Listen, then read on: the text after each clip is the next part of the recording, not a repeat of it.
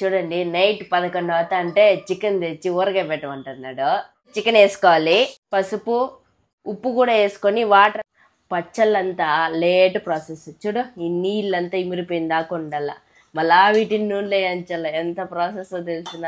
నీళ్ళన్నీ ఇమిరిపోయినాయి, ప్లేట్లోకి తీసేసుకుందాము. ముక్కల్ని నూనెలో వేసుకుందాము. పచ్చడి ఎక్కువ రోజు నిల్వ ఉండాలంటే గన ముక్కల్ని బాగా ఫ్రై చేసుకోవాలండి. ఒక 2 నెలలు అట్లా నిల్వ ఉంటుంది, లేదా వారం.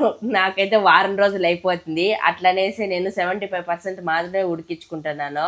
ఫ్రై అయిపోయినాయి, ప్లేట్లోకి తీసేసుకుంటున్నాను. అల్లం వెల్లుల్లి పేస్ట్ వేసుకోవాలి. అల్లం వెల్లుల్లి పేస్ట్ బాగా వేగినాక మంట సిమ్లో పెట్టుకునేసి వేయించుకున్న ముక్కలు వేసుకునేద్దాము. మెంతి పొడి, జీలకర్ర పొడి, ఆవాల పొడి, ధనియాల పొడి ఇవన్నీ వేయించి పొడి చేసుకున్నవి. గరం మసాలా, కారం 2 స్పూన్లు. మామూలుగా అయితే 1 స్పూన్ వేసేది, మా ఆయన స్పైసీగా కావాలంట. అన్ని బాగా కలిపెట్టేసుకుందాము. స్టవ్ ఆపేయాలా? ఇది గోరెచ్చగా అయిన దాకా ఉండి తర్వాత నిమ్మరసం పోసుకోవాలి. నిమ్మరసం పోసుకునేది. ఇప్పుడు నన్ను ఎందుకే అర్ధరాత్రిలో సంపుతావా? టైం చూడు ఎంత అవుతుందా, 12 అవస్థ. ఇంకా నాకు నిద్ర పట్టి పడుకుంటే 2, మళ్ళీ పొద్దున్నే 5కి లేయాల. ఏమన్నా న్యాయం అయిదా?